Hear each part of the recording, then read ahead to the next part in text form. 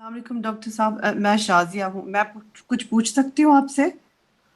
جی بالکل بالکل. آواز اچھا. جی آپ کے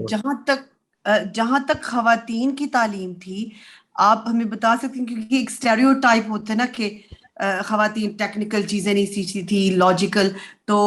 کچھ ہے کوئی ڈیموگراف کہ وہ کیا سیکھتی تھی زیادہ، کس چیز پہ زیادہ زور تھا، یا بالکل کندھے سے کندھے ملا کے مردوں جیسے وہ سیکھتی تھی؟ جی خواتین کا بھی جیسے ہم نے کہا کہ ہماری اس مغل ٹریڈیشن کے اندر بھی مغل شہزادوں اور مغل شہزادیوں کی تعلیم کا بھی ایک ماڈل میں نے دکھایا ہے کہ جہاں آرا کا اور دارا شکو کا ان کی تربیت کا ایک ہی پیٹرن تھا. انہی صوفی بزرگوں سے انہیں بھی فیض حاصل ہوا، ان اسکالر سے، ان علماء سے انہوں نے بھی سیکھا. تو ایسا نہیں تھا کہ اس قسم کا ماحول کہ جیسے ہماری آج کی انڈرسٹینڈنگ ہے اس دور کے بارے میں کہ شاید خواتین کو بالکل اس سسٹم سے نکالا ہوا تھا یا اس قسم کی چیزیں تھی. بالکل اس کے پیرلل جیسے ہم نے کہا کہ وہ تو چلیں ایک مغل کوٹ کی ہم نے بات کر دی یا شہزادے شہزادیوں کی بات کر دی، تو اس کے بالکل دوسری طرف حضرت میاں میر اور ان کی سسٹر کا جیسے میں نے حوالہ دیا بی بی جمال خاتون، اس کے اوپر بھی آپ کو چیزیں تحریریں پڑھنے کو کافی کچھ ملے گا. تو جہاں آرا کی اپنی کتاب بھی جو حضرت معین الدین چشتی اجمیری کی لائف کے اوپر انہوں نے لکھی، وہ بڑی اہم تصوف کی کتاب ہے. اس کے علاوہ بڑی ایک انٹرسٹنگ چیز جس کو ہم نظر انداز کرتے ہیں اپنے، کیونکہ اس میں بڑا مسئلہ یہی بنا کہ جو ہمارا کالونیل پیریڈ کے اندر ہم نے اپنی لینگویجز کو جب چھوڑ دیا، پرشین کو، عربک کو، اس کے ساتھ ڈائریکٹ ان کانٹیکٹ نہ رہے، انگریزی کے ذریعے جتنا کو ہمیں مل جاتا ہے تو وہ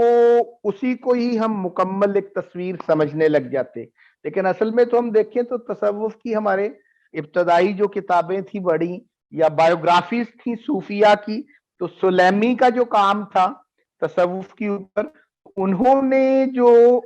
خواتین تھیں جنہوں نے عرفان میں باقاعدہ ٹریننگ لی اور احوال کی روایت میں جن کی باقاعدہ ٹریننگ تھی، ان کے لائف سکیچز جو تھے اس کی پوری ڈیٹیل موجود ہے، پوری کتاب موجود ہے، اس کے اوپر ایک پورا پورشن، ایک والیوم موجود ہے سمجھ لیں، ان کی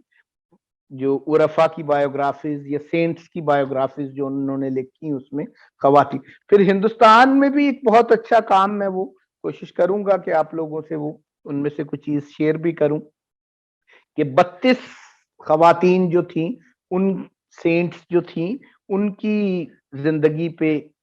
جو جیسے ہمارے ہاں یہ کتابیں ہیں نا، جو کیا نام ہے، اتار کا غالباً کام ہے، کن کا ہے یہ نام، فوری سیر الاولیاء جیسے ہے، فرید الدین اتار کا ہی ہے نا.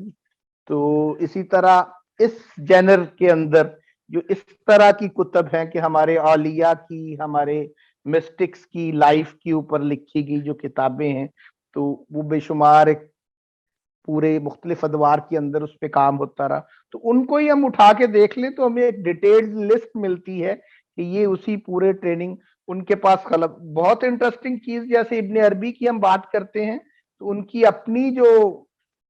تھے جن سے انہیں فیض تھا، تو ان میں بھی ایک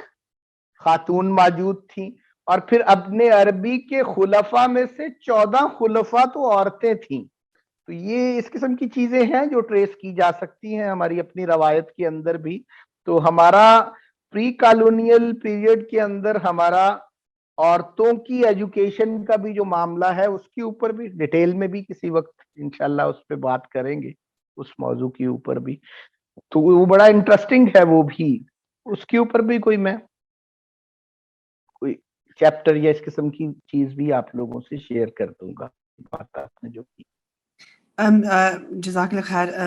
ڈاکٹر امجد. میں ایک اور چیز پوچھ سکتی ہوں، پھر جب کلونیلزم آئے، جب راج آئے، تو پھر ان کا ایجنڈا یہی تھا خواتین کو پیچھے رکھنا؟ ان کا ایک خاص مقصد تھا خواتین کو بیک واٹرز میں پیچھے گھسیٹنے کا؟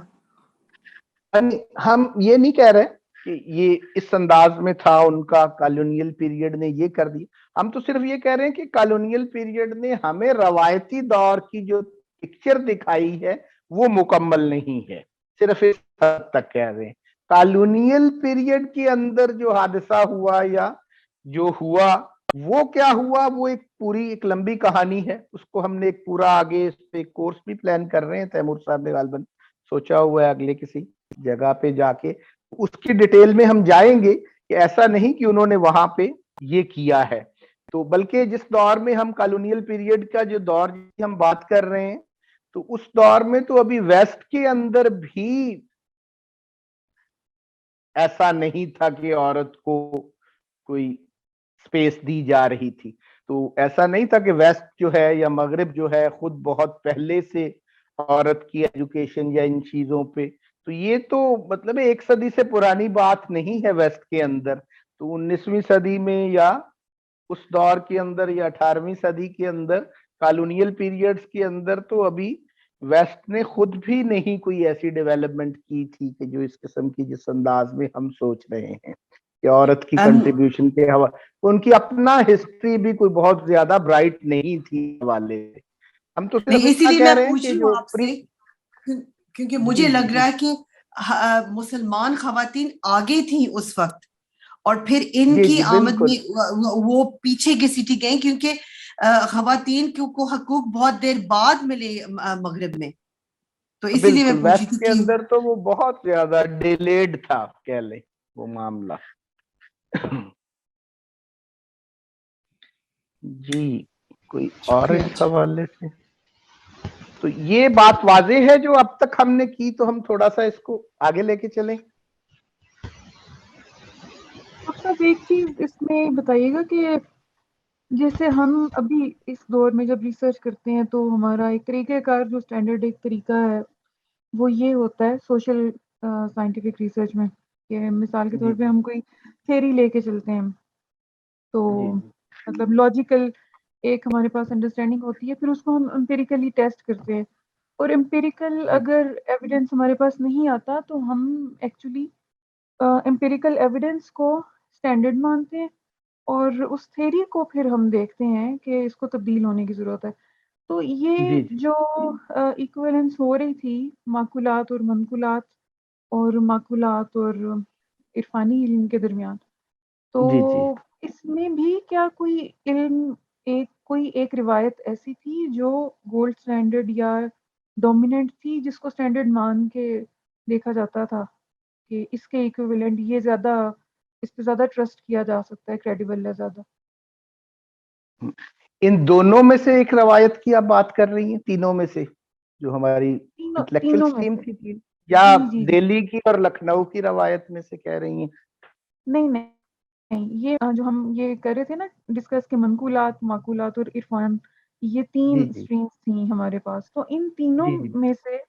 کون سی زیادہ کریڈیبل نالج کس کو, یا ہیومن نیچر کے قریب یا ٹرسٹ وردی زیادہ کس ٹائپ آف نالج کو سمجھا جاتا تھا؟ جی جی نو ڈاؤٹ ہماری اسلام کی جو اب ہمارے سامنے ایک پکچر نظر آتی ہے اس میں ہمارے ہاں اور خصوصاً جو کالونیل پیریڈ کے اندر بھی پچھلے 200 سال کے اندر بھی ہم نے اس میں تو یہی سمجھ لیا کہ شاید صرف ہماری نقل کی روایت جو ہے وہ دینی روایت ہوتی ہے اور ریشنل سائنسز کی روایت یا معقولات کی روایت یا عرفان کی روایت کو بھی بعض اوقات لوگ اس سے نکال کے دیکھ رہے ہیں. تو لیکن ہماری پری کالونیل سیٹنگز میں تو ایسا نہیں تھا, یہ تینوں روایات ساتھ ساتھ چل رہی تھی. یہ ہے کہ ایریاز کے اعتبار سے, اور اس کی بھی ہم نے بہت کے شروع کے لیکچرز کے اندر بات کی تھی ہم نے اس پہ کہ مختلف ایریاز کی اپنے مزاج کی وجہ سے وہ روایت کے اندر پریفرنسز تھی لوگوں کی. کسی جگہ پہ معقولات جو تھے یا ریشنل سائنسز تھے ان کے ڈیولپمنٹ کے امکانات زیادہ تھے, کسی جگہ پہ وہ نقلی علوم یا بیان کی روایت کی ڈیولپمنٹ زیادہ تھی, کسی جگہ پہ برہان یا عرفان کے لیے زیادہ سازگار ماحول ہوتا تھا. لیکن ہندوستان میں آ کے اور ہندوستان کی پوری انٹلیکچوئل ٹریڈیشن کو دیکھتے ہوئے ہم نے بڑے واضح انداز میں یہی دکھانے کی کوشش کی ہے کہ ہندوستان میں اگرچہ عرفان, عقل اور نقل یہ تینوں سٹریمز موجود تھیں, لیکن ہندوستان کی پری کالونیل پیریڈ تک پریویلنگ سٹریم جو ہے وہ عرفان ہی کی سٹریم رہی ہے, اسی عرفانی روایت ہی کو ہی مین سٹریم روایت اور اسی وجودی روایت کو ہی مین سٹریم روایت سمجھا جاتا رہا. حتیٰ کہ جب ہم نے فلسفی کے اندر بھی, ریشنل سائنسز کے اندر بھی ان چیزوں کو تھیورائز کیا, تو اسی وحدت اور وجود کی جو سائنس تھی یا توحید وجودی جو تھی, اسی کو ہی ہم نے واجب الوجود اور ممکن الوجود کی ڈیبیٹس میں لے کے گئے. تو ہندوستان اصل میں یہاں پر ہمارا جو توحیدی پیراڈائم تھا یا وحدت الوجودی پیراڈائم تھا, ہماری جو عرفانی روایت تھی پری کالونیل پیریڈ تک, وہی ایک پریویلنگ ٹریڈیشن تھی. لیکن وہ پریویلنگ ٹریڈیشن ان آئسولیشن نہیں رہی, بلکہ اس نے اپنے آپ کو ہمیشہ منقولات اور معقولات کے ساتھ تطبیق اور تسویے کے ذریعے ایک سنتھیسس ڈیولپ کرتی رہی وہ ہماری وہ روایت. تو ایسا یہ ہوتا رہا مختلف علاقوں کے اندر کہ کہیں فلسفی کی, ریشنل سائنسز کی سٹریم جو ہے وہ زیادہ مضبوط نظر آئے گی, کہیں نقلی علوم کی روایت زیادہ سٹرونگ نظر آئے گی, اور اس کے اندر ان علاقے کے لوگوں کے مزاج, اس ایریے کے کلائمیٹ, ان چیزوں تک کا دخل ہوتا ہے. اس پہ بھی کچھ بات ہم نے ابتدائی سیشنز کے اندر کی تھی. جیسے اسپین کی ہم نے اندلس کی, ہسپانیہ کی بات کی کہ وہاں پر ایک سٹی کلچر یا ایک تمدن زیادہ ڈیویلپ ہوا, جبکہ ان علاقوں کے اندر جو ہے وہ یہ مراقبے کی ایک روایت, کنٹمپلیشن کی ایک روایت, ایران کے اندر جو ہے تفکر کی ایک خاص روایت جو ہے ڈیویلپ ہوئی, عرب کے اندر تعبد کی ایک خاص روایت ڈیویلپ ہوئی, اور وہاں پر جو علوم ڈیویلپ ہوئے وہ بیان کی جو سٹریم تھی زیادہ سٹرونگ تھی عرب کے اندر, اور نقلی علوم کی روایت زیادہ مضبوط تھی. وہاں پر اس قسم کی علوم زیادہ فلرش کیے. تو ایران میں آ کر ہماری معقولات کی روایت زیادہ جو ہے وہ, لیکن ہندوستان جو تھا یہاں پر اگر کہیں تو ان تینوں روایتوں نے ساتھ ساتھ چلتے ہوئے ہمیں نظر بھی آتی ہیں, اور عرفانی روایت نو ڈاؤٹ ایک ڈسٹنکٹیو اور پریویلنگ ٹریڈیشن تھی اس پورے سینیریو کے اندر جس کو ہم پری کالونیل پیریڈ کہہ رہے ہیں ہمارا. ڈاکٹر صاحب میرے خیال یہ جو کوشچن تھا نا پچھلا, اس میں شاید جی میرے خیال وہ یہ پوچھنا چاہ رہی تھی کہ جو اوتھینٹسٹی ہے نالج کی, جی جی وہ جی اوتھینٹسٹی کا مطلب شاید وہ پوچھنا چاہتے کہ ہم کس نالج کو اوتھینٹک کہیں گے, جو عرفانی ایکسپیرینس کے تھرو جو نالج گین ہوتی ہے, یا جو نقل کی روایت سے جو ہمیں علم مل رہا ہے وہ اوتھینٹک ہے, یا پھر جو ریشنل اپروچ سے جو علم مل رہا ہے وہ اوتھینٹک ہے. شاید وہ پوچھنے یہ چاہ رہی تھی کہ اوتھینٹسٹی سے ریلیٹڈ ان کا سوال تھا غالباً. جی جی اس میں بھی بڑا انٹرسٹنگ ہے یہ بھی ایشو. اس میں جو ہماری آج کی جو بائنریز ہماری ہیں ان میں جب ہم دیکھ رہے ہیں تو اس کو ہم آتھینٹک اور ان آتھینٹک کے کانفلکٹ کے طور پہ چیزوں کو ان کو دیکھنا چاہ رہے ہیں. لیکن انٹرسٹنگ جو چیز ہے وہاں پہ ان چیزوں کا اپنا اپنا سکوپ تھا, اپنی اپنی سپیس تھی. آتھینٹک کا ایشو اتنا نہیں تھا وہاں پر, اور اس کی میں مثال دیتا ہوں. جیسے ہم بظاہر تو کہہ دیتے ہیں کہ حضرت شاہ ولی اللہ جو ہیں انہوں نے نقلی علوم کی ریوائول کے لیے بڑا کنٹریبیوٹ کیا, لیکن انٹرسٹنگ چیز اس میں یہ ہے کہ حضرت شاہ ولی اللہ بھی اتنے ہی بڑے صوفی بھی تھے. حضرت شاہ ولی اللہ جو تھے وہ ریشنلٹی کے حوالے سے بھی جن علوم کے اندر انہوں نے کنٹریبیوٹ کیا, اور یوں کہہ لیں کہ ویسٹ سے بھی پہلے جو ارتفاقات کا ان کا نظریہ ہے وہ سوشل اور اکنامک سٹرکچرز کا, وہ ایڈم سمتھ سے اور ان لوگوں سے پہلے ہی اکنامکس اور سوشیالوجی کے اوپر جو بات کرنے والے لوگوں میں سے آپ کو نظر آئیں گے. تو ہماری معقولات کی روایت کے اندر بھی اس فرد کا کام نظر آئے گا آپ کو, منقولات کے اوپر بھی وہ اتھارٹی نظر آئے گا, اور عرفان کی روایت یہ اب آ کے ہمارے کالونیل پیریڈ میں ہماری انڈرسٹینڈنگ اس طرح سے ڈیویلپ ہو گئی ہے کہ حضرت شاہ ولی اللہ کے بارے میں جب دیکھیں گے یا سوچیں گے, جو آج کے فرنگی محل کے حوالے سے بھی ایک بیسک پہلا سوال پیدا ہوا کہ شاید عقلی علوم کے اوپر ایمفیسس صرف بڑھ گیا ہے. اصل میں وہ صرف عقلی علوم پہ ایمفیسس نہیں پڑا, وہ روایات کا سنتھیسس ہوا ہے, اور ہمارا روایتی فرد جو ہے وہ بھی اصل میں ان ساری روایتوں کے اندر گندھا ہوا ہوتا تھا. ایسا نہیں تھا کہ اس کے اندر یہ بالکل جدا، یہ جدا جدا تو ہم اس کے مختلف کریکٹرسٹکس کو سمجھنے کے لیے کر رہے ہوتے ہیں. اصل میں تو وہ ایک ہی فرد صوفی بھی ہوتا تھا، وہی فرد جو ہے وہ بیان کی روایت کا بھی ایک بہت بڑا شارح ہوتا تھا، اور وہی فرد ہماری ریشنل ٹریڈیشن کا بھی اہم ترین فرد ہوتا تھا. ایسا نہیں تھا کہ وہ ان ٹریڈیشنز کو آتھینٹک اور ان آتھینٹک یا ویلیڈیٹی میں، یہ ہے کہ اپنے ٹیسٹ کے اعتبار سے کسی طرف جھکاؤ کسی شخصیت کا کہیں زیادہ نظر آ جاتا تھا، کچھ کا ریشنل رخ کے اوپر زیادہ جھکاؤ نظر آ جائے گا. جیسے محب اللہ الہ آبادی وغیرہ کے حوالے سے ہم نے بات کی کہ ان کا اوورال سٹڈی کرتے ہوئے اور ان کے تسویہ کے آخر میں پہنچتے ہوئے کہ وہ ورٹیکل ٹریڈیشن آف نالج جو تھی یا ہماری جو عرفانی روایت تھی، اس کو ہی کہہ رہے ہیں کہ ریئل نالج تو اسی میں ہی ہے، باقی سارے کا سارا تو گیس ورک ہے. پر ریشنلٹی تو گیس ورک ہے، وہ آتھینٹک نالج وہاں پہ اگر آپ اس سینس میں اس کو دیکھنا چاہیں تو اپنے ٹیسٹ کے اعتبار سے لوگ اس قسم کے کومنٹس کر بھی دیتے تھے، لیکن اس کا یہ نہیں مطلب تھا کہ وہ ان میں سے کسی ایک روایت کے مخالف کھڑے ہو کر یا پیرلل کھڑے ہو کر. تو یہ شخصیت کا یہ تصور یا روایت کا یہ تصور ان انٹلیکچوئل سٹریمز کو بالکل جدا جدا کر کے، تو یہ ایک ہی یوز کہہ لیں کہ جیسے ایک رسی کے اندر 3 تھریڈ ساتھ چل رہے ہوتے ہیں، تو روایت کے اندر یوں یہ تینوں ساتھ چلتے رہتے ہیں. اور زندہ تہذیبیں ہوتی بھی وہی ہیں کہ ان کا جو بنیادی تھیسس ہوتا ہے وہ ان کی ہر ڈسپلن کے اندر اترا ہوا نظر آتا ہے. ان کا ہر ڈسپلن جو ہے اس کا سول ڈیفائنر سیم ہی رہتا ہے. اور ہماری روایت کا کوئی بھی ڈسپلن ہو، وہ ہماری بیان کی روایت ہو، وہ ہماری عرفان کی روایت ہو، وہ ہماری برہان کی روایت ہو، ان عقل کی، نقل کی یا تصوف کی، ان تینوں روایتوں کا سول ڈیفائنر روایت کے اندر وحدت ہی تھی، توحید ہی تھی، توحید وجودی ہی تھا. یہ اصل میں فوکس تھا جس کو ہم سمجھنے کی کوشش کر رہے ہیں. وہ سٹریم چاہے عرفانی ہو، وہ سٹریم چاہے عقلی ہو، وہ سٹریم چاہے بیانی ہو. میں آپ کو ایسی چیزیں بھی سٹڈی کے لیے شیئر کروں گا کچھ کہ اسی عرفانی روایت کے جو تھیمز تھے یا یہی وحدت الوجودی جو ہمارا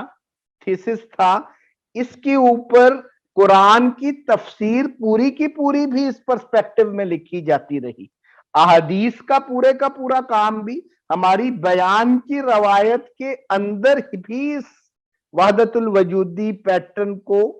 پوری طرح ایکسپلین کر کے دکھایا جاتا ہے. ہماری معقولات کی روایت کے اندر بھی واجب الوجود اور ممکن الوجود کی ٹرمز کے اندر بھی اسی وحدت وجودی کو ہی دکھایا جاتا ہے. اور ہماری عرفان کی روایت تو یونٹی تو ہے ہی یہ کہ تمام سٹریمز کے اندر بھی ایک ہی بات چل رہی ہے، ایک ہی تھیسس چل رہا ہے، سول ڈیفائنر سیم رہتا ہے. ماڈرنٹی کے ڈیفرنٹ ڈسپلنز کی طرح یہ نہیں ہوتا کہ وہ اپنی بنیادی سطح پہ بھی ان کنفلکٹ ہوں، کہ ایک ڈسپلن کے پرنسپلز کچھ اور ہیں تو دوسرے کے کچھ اور ہیں، اور وہ آپس میں کسی سطح پہ بھی ان کا سنتھسس ممکن نہ ہو. تو ایسا نہیں ہوتا یہاں پر ہماری روایت کے اندر. یہ ساری سٹریمز جو تھیں، اور ایک زندہ تہذیب ہوتی وہ ہے جو اپنے بنیادی تھیسس کو، اپنے بنیادی تصور علم کو اور اپنے بنیادی تصور وجود کو، اپنی آنٹولوجی اور اپنی اپسٹمالوجی، ان سب چیزوں کو ہر ڈسپلن میں اتار کے دکھا دے. تو ترقی کرتی ہوئی تہذیب بھی جس کو ہم کہتے ہیں وہ ہوتی وہی ہے کہ اپنے بیسک پرسپیکٹو کو ہر ڈسپلن کے اندر اتار کے دکھا دے. تو ہمارا توحیدی پرسپیکٹو ہماری عرفانی روایت میں بھی اترتا ہے، ہماری معقولات کی روایت میں بھی اترتا ہے، اور ہماری بیان کی روایت کے اندر بھی اترتا ہے. تو وہ بیسک پرسپیکٹو جو ہے وہ وہی رہتا ہے. اس کے اظہار کے مختلف طریقے ہیں. وہ کبھی خیر کی صورت میں ڈھل رہا ہے, کبھی اخلاق کی صورت میں ڈھل رہا ہے, اور کبھی جمال کی صورت میں ڈھل رہا ہے. تو ایسا نہیں ہوتا کہ خیر, اخلاق اور جمال جو ہے ان چیزوں کو ہم آتھینٹک اور ان آتھینٹک کی صورتوں میں دیکھ رہے ہیں, یہ پیرلل چلتا ہے. لیکن یہ بات کہ ریشنلٹی کا وہ رخ جو انلائٹنمنٹ نے پیدا کیا, جو ماڈرنٹی نے پیدا کیا, وہ یقیناً ہماری معقولات کی روایت سے ایک مختلف ریشنلٹی ہے. انڈیویجول سیلف کی بنیاد پہ پیدا ہوئی ریشنلٹی, کوجیٹو ارگو سم کی بنیاد پہ پیدا ہوئی ریشنلٹی. ہماری روایت کی ریشنلٹی بھی I think there for I am نہیں تھی. ہماری روایت کی ریشنلٹی بھی انا الحق تھی. وہ یوں کہہ سکتے ہیں آپ کہ وہاں پر انڈیویجول سیلف کی بجائے یونیورسل سیلف آئی کہتا ہوا نظر آتا ہے. تو یہ ایک بنیادی فرق تھا کہ ریشنلٹی کا ہمارا ماڈرن پرسپیکٹو جو ہے, ہم اپنی معقولات کی روایت کو, وہ اور طرح کی عقل تھی, یہ اور طرح کی عقل ہے. یہ سپریمیسی آف ریزن جو انلائٹنمنٹ کی ہے, یہ اور طرح کی ہے. اس ریشنلٹی کے ساتھ تو ہم ہو سکتے ہیں ان کنفلکٹ آ جاتے ہوں, یہ کوسچن پیدا ہو جاتا ہو کہ ماڈرن ویسٹ کی جو انلائٹنمنٹ کی اور ماڈرنٹی کی ریشنلٹی ہے, یہ معقولات کیا ہماری عرفان کی روایت کے مقابلے میں آتھینٹک ہیں کہ نا آتھینٹک ہیں. لیکن ہماری عرفان کی روایت اور ہماری معقولات کی روایت, ان کا آپس میں آتھینٹک ان آتھینٹک کا ایشو نہیں تھا. یہ تو تسویہ ہی ہوتا تھا ان کا, ان کی تو ایکویلنس ہی ہوتی تھی, ان کی تو تطبیق ہی ہوتی تھی. لیکن یہ ایک بڑا سوال ہے بہرحال کہ ماڈرن ٹائمز کی جو ریشنلٹی ہے, ریزن جو کوجیٹو ارگو سم سے پیدا ہوئی ہے, جو انڈیویجول سیلف کے ایمرج کرنے سے ریزن ڈیولپ ہوئی ہے, اور جس کو ہم اپنی فیمنسٹک سٹڈی میں بھی وہ سیمون ڈی بیور کے ہاں آ کر, ہم سیکنڈ سیکس کے اندر آ کر, ہم جو سیکنڈ جو ویو آف فیمنزم ہے اس کے اندر آ کر اس انڈیویجویلٹی کو ہی ہم پیدا کرنے کو ہی آئیڈیالائز کر دیتے ہیں, یا سارتر کی ایگزسٹینشلزم کے اندر آ کر اسی آدمی کو جس انداز میں ہم گلوریفائی کر رہے ہیں اور انڈیویجول سیلف کو, تو وہاں پر در حقیقت ایسے نہیں تھا. وہاں پر تو اس انڈیویجول سیلف سے چھٹکارا حاصل کرنا تھا, وہم ہستی سے نجات تھی اس ریشنلٹی کے اندر بھی. اور وہ سراج الدین منیر کا ایک بڑا معروف شعر ذہن میں آ گیا یہ بات کرتے ہوئے کہ جی میں آتا ہے کہ تجدید انا الحق کر دوں آج ہستی کے حجابوں سے نمایاں ہو کر. تو ہماری روایت کا تو کنسرن ہی وجودی تھا اور وحدت الوجودی تھا, خواہ وہ ہمارے معقولات ہوں, خواہ وہ ہمارے منقولات ہوں, خواہ وہ ہمارا عرفان ہو, اور ان میں پھر آتھینٹسٹی اور ان آتھینٹسٹی کا کانفلکٹ نہیں تھا. یہ نو ڈاؤٹ ایک ویلڈ کوسچن ہے کہ ماڈرنٹی کی ریشنلٹی اور ہماری اس ریشنلٹی, یا ماڈرنٹی کی ریشنلٹی اور ہمارے اس عرفان, یا ماڈرنٹی کی ریشنلٹی اور ہمارے اس بیان کا جو بیسک پرسپیکٹو تھا, کیا اس کے اندر آتھینٹسٹی اور ان آتھینٹسٹی کا ایشو رہے گا؟ وہ یقیناً رہے گا. باقی ڈاکٹر صاحب جو گولڈ سٹینڈرڈ ہے وہ تو اسلامک ٹریڈیشن میں وہ قرآن اور سنت ہی کہلائے گا, ظاہری بات ہے. گولڈ سٹینڈرڈ تو وہی ہوگا پھر مطلب اس سے کانفلکٹ نہیں کیا جا سکتا. میرے خیال شاید وہ گولڈ سٹینڈرڈ کی بات کر رہی تھی, تو گولڈ سٹینڈرڈ تو قرآن و سنت ہی ہوگا مطلب at the end of the day. یہ جو انٹلیکچوئل سٹریم خصوصاً ہم جس کو لے کے چلے عرفانی روایت کے حوالے سے, اس میں تو نو ڈاؤٹ وہ قائم رہتا ہے. لیکن جیسے ہم نے کہا کہ ہماری جو اکبر کے دور میں جو وحدت الوجود تاج الدین اجودھنی جو تھے, تاج الدین ذکریہ اجودھنی, ان کو راتوں کی تنہائیوں میں جو وحدت الوجود سمجھاتے تھے, اور جس کے نتیجے میں آگے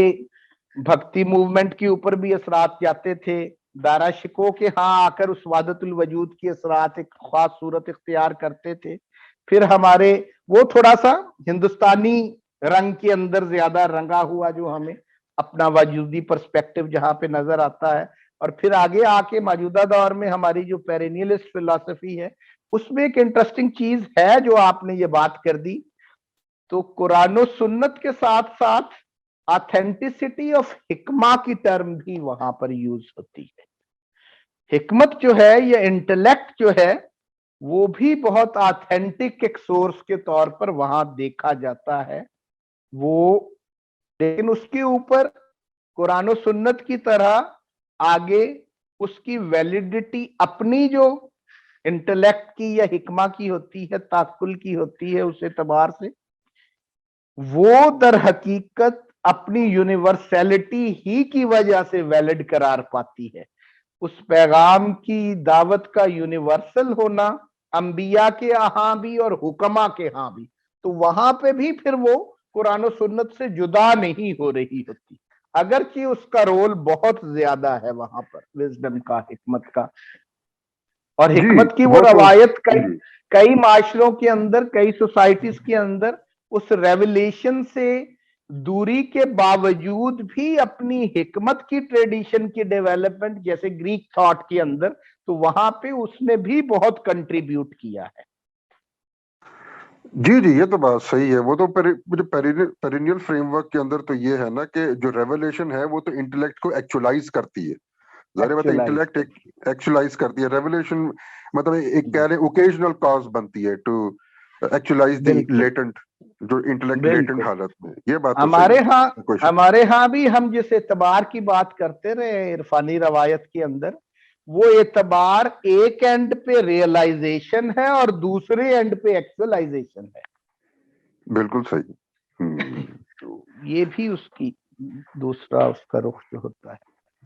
तो हम जी कुछ वक्त है तो थोड़ा सा आगे बढ़े। सर जी वक्त तो कब का खत्म हो चुका। अच्छा चलें फिर, ठीक है, नहीं आगे मजीद। अब थोड़ी सी बात मैं करना चाहता था, वो अगले सेशन में करेंगे, कि हमारा जो प्राइमरी एजुकेशन का स्ट्रक्चर भी थोड़ा सा,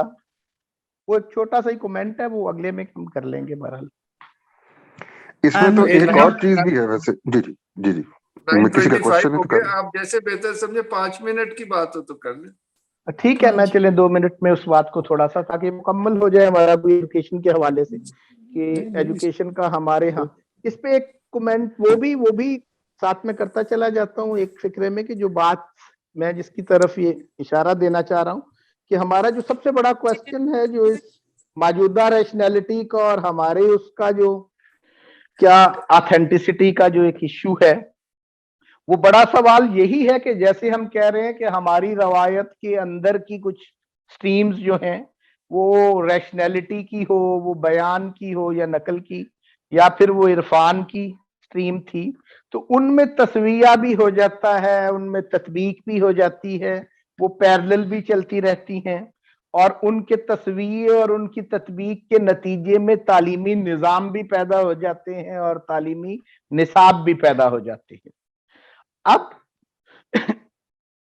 मॉडर्निटी के आने के बाद, या खसूसन बरसगीर के अंदर फिर जिस इंटेलेक्चुअल ट्रेडिशन की हम बात कर रहे हैं, यहाँ पर कॉलोनियल वे से जब मॉडर्निटी आती है, या कॉलोनियलिटी ही बजाते खुद, उसके नतीजे में जो मामला यहाँ पे होता है, तो यहाँ पर हमारा अब सबसे बड़ा सवाल ये बन जाता है कि अब हमारे निसाब क्या होने चाहिए, अब हमारा तालीमी निज़ाम क्या होना चाहिए। तो जैसे रवायत के अंदर ये जरूरी था कि कुछ इल्मी रवायतों के मिलने से ही नए निसाब इमर्ज करते थे, तो अब वो नया निसाब यकीनन अगर इमर्ज कर सकता था, अगर पुराने निसाब को छोड़ के किसी नए पे जाना है, तो उसकी एक ही सूरत थी कि हम अपनी रवायत को, जो हमारी एक इंटेलेक्चुअल ट्रेडिशन थी, और एक नई जिस ट्रेडिशन से हमारा राबिता हुआ, या एक मॉडर्न वेस्टर्न मॉडर्निटी जो है, अब तो कोई नया निसाब हमारे लिए अगर बनना था तो वो इन दो के तस्वीर या तत्वीक से बनना था, इन दो के सिंथेसिस से बनना था। लेकिन उससे भी बड़ा सवाल उससे फिर ये पैदा हो जाता है कि एक ही रवायत के अंदर की जो स्ट्रीम्स हैं, उनके तो तस्वीर और तत्वीक और इक्वलेंस और सिंथेसिस मुमकिन होता है क्या दो बिल्कुल मुख्तलिफ ट्रेडिशंस का भी आपस में तस्वीया, तत्वीक या सिंथेसिस हो सकता है। तो जैसे वो हम कहते हैं ना मेडिकल में कि वो सेम ब्लड ग्रुप वाला या जिसकी वो मैच कर जाए, उसका तो किडनी दूसरे को लग सकता है। तो क्या कोई हम वेस्ट का किडनी जब ट्रेडिशन को लगाने की मॉडर्निटी का कोशिश करते हैं तो वो कोई कामयाब सर्जरी होगी कि नहीं होगी? तो इसी तरह ये सिंथेसिस, ये तस्वीया, ये तत्वीक, तो ये तब तक नहीं हो सकता, या दूसरे लफ्जों में ये कह लें कि हर फरंगी महल के पीछे एक मुहिबुल्लाह अलाहाबादी चाहिए, हर मदरसा रहीमिया के पीछे एक शाह वलीउल्लाह चाहिए। तो हमारी एक बड़ी मिस्टेक हमेशा ये रही कि हम इस किस्म की एक इल्मी डेवलपमेंट के बगैर हिंदुस्तान में कुछ नए तालीमी एक्सपेरिमेंट्स और नए तालीमी निजाम बर्पा करने की कोशिश करते रहे, बगैर किसी तस्वीर, बगैर किसी तत्वीक, बगैर किसी सिंथेसिस ऑफ स्ट्रीम्स और ट्रेडिशंस के हम ये कोशिश करते रहे। और एक जो हमारे एजुकेशन के जो आए वो हम अपने कॉलोनियल पीरियड का जब इंटेलेक्चुअल ट्रेडिशन को समझने की उस दौर में कोशिश करेंगे तो उनका तज्जिया करेंगे कि हमारे अलीगढ़ का जो एक्सपेरिमेंट था या हमारे देवबंद का जो एक्सपेरिमेंट था या हमारा पब्लिक एजुकेशन का जो मॉडल था हिंदुस्तान के अंदर, तो उनके अंदर क्या हुआ। तो अलीगढ़ वाले में तो जैसे बज़ाहिर हुआ कि वो सर सैयद कोई तस्वीया की कोशिश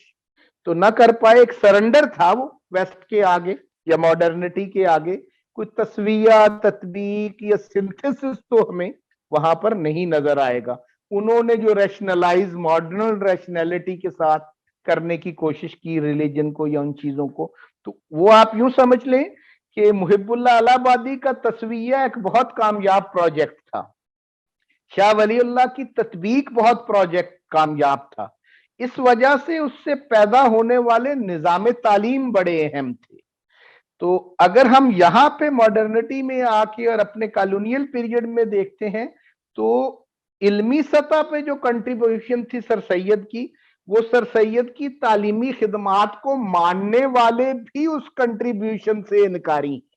उस रैशनलाइजेशन ऑफ रिलीजन का मॉडल जो था उनका, जो ट्रेडिशन और मॉडर्निटी को सिंथेसाइज करने की उन्होंने कोशिश की, वो एक कमजोर एफर्ट थी। जो लोग उनको एक तालीम के अंदर एक बड़ा कंट्रीब्यूटर मानते भी हैं, वो उनके इल्मी काम को एक बड़ा सरमाया मानने को तैयार नहीं है।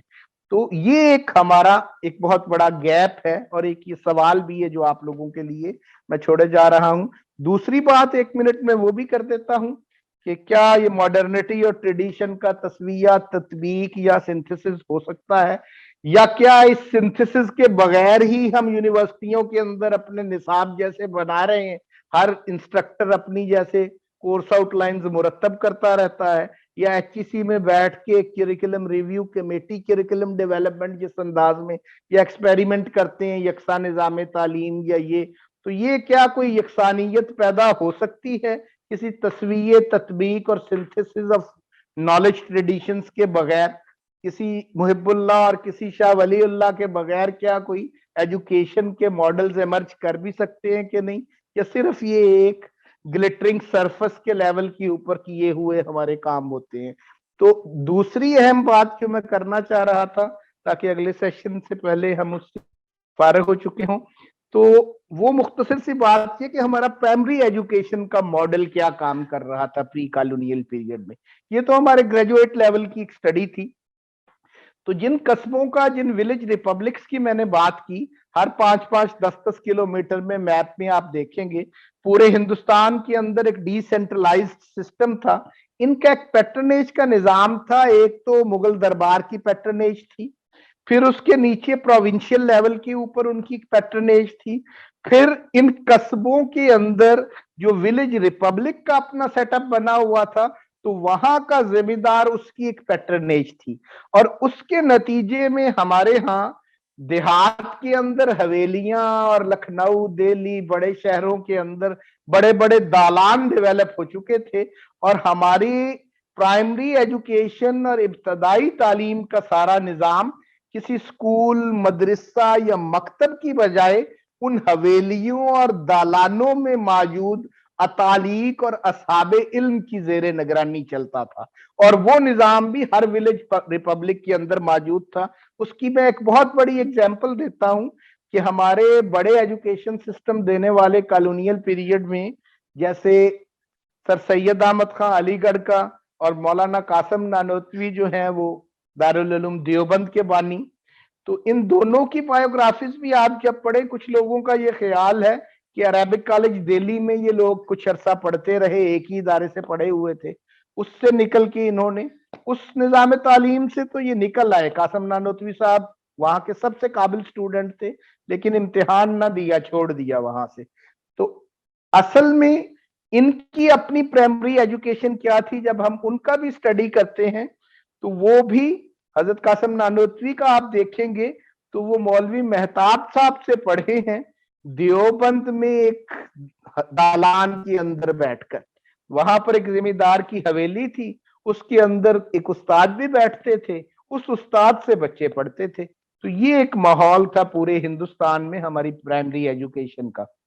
नो डाउट बाद में कुछ मकतब भी, कुछ पाठशाले भी, ये भी डेवलप हो गए थे। हर रिलीजन की अपनी लैंग्वेजेस के अंदर पढ़ने पढ़ाने का जो एक निजाम था वो भी डेवलप हुआ इससे थोड़ी सी अगली स्टेज पे। लेकिन कासिम नानोतवी साहब ने जैसे उसी हवेली में मौलवी महताब से ही, असल में उसी उस्ताद से ही उन्होंने दर हकीकत अरबी भी पढ़ी, फारसी भी पढ़ी, और उनकी माकुलात की अंडरस्टैंडिंग भी वहीं डेवलप हुई। और मतलब है उनकी बुनियाद जो थी उस प्राइमरी एजुकेशन में रख दी जाती थी उस बच्चे की जो उधर पढ़ रहा, और वो एजुकेशन पैट्रनेज के निजाम के तहत विलेज रिपब्लिक के अंदर या सिटी की उन हवेलियों और दालानों के अंदर जो वहां की अशराफिया थी, वहां की जो एलीट थी, उनकी हवेलियों में इल्म वालों की पैट्रनेज की जाती थी, और उनके जेरे साया ही बच्चे और बच्चियां जो हैं वो तालीम का जो इब्तदाई दौर अपना मुकम्मल करते थे। और ये रवायत बड़ी देर तक हमारे यहाँ मौजूद रही। ऐसा नहीं था, प्री कॉलोनियल स्ट्रक्चर के अंदर हमारी प्राइमरी लेवल की और बेसिक लेवल की एजुकेशन जो थी उसका निजाम कुछ इस तरह का था। तो हायर एजुकेशन का हमने ये एक थोड़ा सा उसकी तरफ मैंने कहा, उसकी डिटेल पे किसी वक्त जाएंगे, और आगे कॉलोनियल पीरियड में मौका मिला तो उसकी एक कंपैरिजन में या आगे नेक्स्ट सेशन में भी किसी वक्त उस पर थोड़ी सी बात कर लेंगे। ये एक इशारा देना मकसूद था। और दूसरा एक बहुत इंटरेस्टिंग चीज वो कमेंट करके मैं मुकम्मल करता हूं अपनी बात, कि फरंगी महल का जैसे डेवलपमेंट थी, ये एक डिसिप्लिनरी इंस्टीट्यूशन के तौर पे नहीं थी, ये एक उलमा की स्पेस थी। ये हवेली भी, फरंगी महल वाली भी, लखनऊ वाली भी, एक उलमा का खानादा यहाँ पर रह रहा था। और यहाँ रहने से पहले जब ये सिहाली में भी रह रहा था तो वहां भी अपनी हवेली के अंदर मुख्तलिफ इलाकों से लोग उनसे फैज हासिल करने के लिए आते थे। और ये निसाब ऐसे नहीं बना वहां पर, बल्कि इसकी तरतीब कुछ यूं थी कि वो उस्ताद उन बच्चों को जो पढ़ाते थे वो निसाब बनता चला गया। ऐसा नहीं था कि उन्होंने एक निसाब बना दिया और वो सब पढ़ाते रहे। तो वहां पे ये अब रिवर्स में हो गया है। अब हमने तो उस निसाब को पकड़ के उसको पढ़ाना शुरू कर दिया, बस वो तो पढ़ाते पढ़ाते डेवलप हुआ। वही सिंथेसिस जो था मुहिब्बुल्लाह अलाहाबादी का, उनके खुलफा ने जब आगे एजुकेशन के अंदर भी उस पैटर्न पे पढ़ाना शुरू कर दिया तो वही जब इकट्ठा हो गया तो एक निसाब कहलाया। तो ये एक बात भी उस हवाले से समझने की, जैसे हम कहते हैं ना कि लुगत के अंदर से किसी लफ्ज के मानी तलाश करते हैं, तो एक फेज होती है कि कुछ लोगों ने वो बोले होते हैं इसलिए लुगत में चले जाते हैं, तो कुछ उस्तादों ने उस इल्मी सिंथेसिस को जहन में रखते हुए अपनी तालीमो ताल्लम और तदरीस के अंदर वो चीजें शामिल कर ली और वही निसाब बन गया। तो ये एक उसका रुख था बनने का। ऐसा नहीं था कि पब्लिक इंस्ट्रक्शन का जो मॉडल कॉलोनियल पीरियड के अंदर आया, जो बहुत ज्यादा डिसिप्लिनरी इंस्टीट्यूशन के पैटर्न के ऊपर था और उसके अंदर एक खास टेक्स्ट थी जो इम्पोज की जाती और उस्तादों के जरिए आगे मुंतकिल की जाती थी, ऐसा नहीं था वहां पर।